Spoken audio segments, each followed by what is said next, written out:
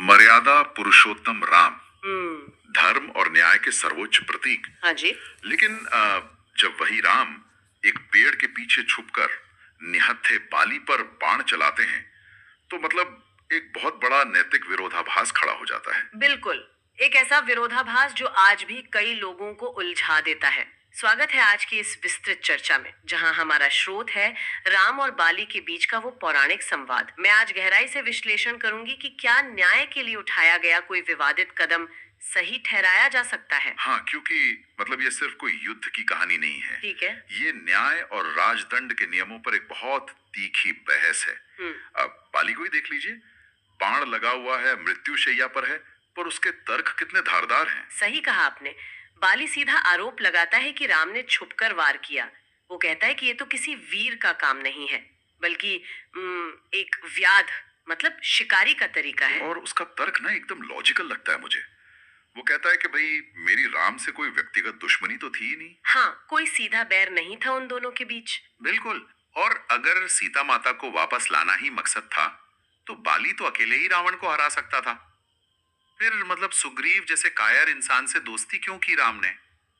ये तो ऐसा हो गया ना जैसे किसी खेल में दो खिलाड़ी खेल रहे हो और कोई रेफरी अचानक बाहर से आकर पीछे से वार कर दे। ये रेफरी वाला उदाहरण काफी सटीक है।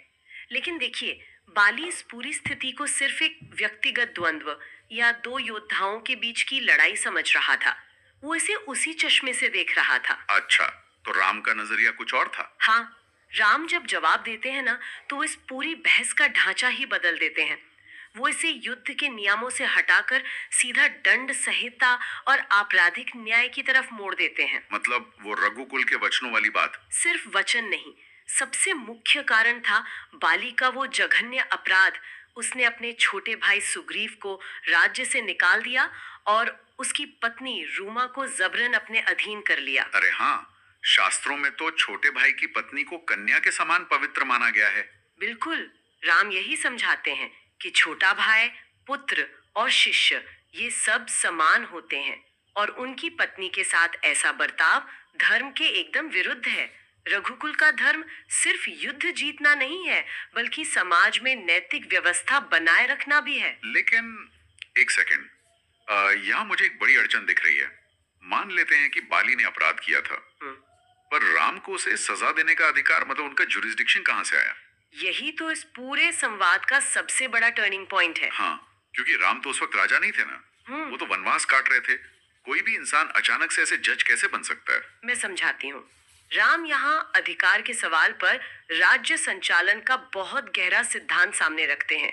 वो याद दिलाते हैं कि ये पूरी पृथ्वी इक्ष्वाकु वंश के अधीन है। और उस समय सत्ता के सर्वोच्च अधिकारी राजा भरत थे। बिल्कुल। राम कहते हैं कि वो कोई बाहरी व्यक्ति नहीं है, बल्कि उसी इक्ष्वाकु सत्ता के प्रतिनिधि हैं।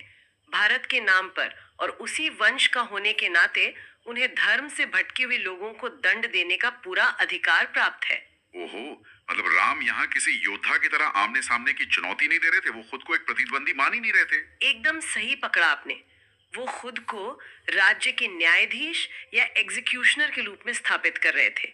अब एक जज किसी अपराधी के साथ बराबरी का युद्ध थोड़ी लड़ता है, वो तो सिर्फ दंड देता है ना। हाँ, जज का काम शक्ति परीक्षण करना नहीं, सजा देना है।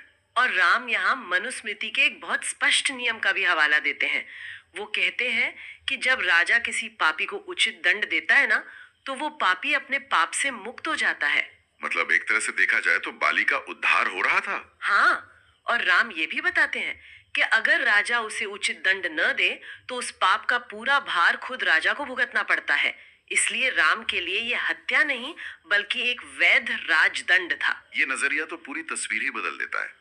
मतलब छुपकर वार करने का जो आरोप है, वो तब मायने रखता है जब दो योद्धा अपनी ताकत आजमा रहे हों।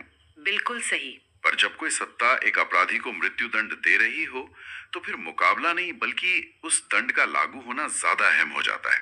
क्या बात है। ये चर्चा सच में दिखाती है कि कैसे व्यक्तिगत आचरण, वचनबद्धता और राजधर्म आपस में टकराते हैं। और यही टकराव न्याय की एक बहुत जटिल लेकिन स्पष्ट परिभाषा तय करता है।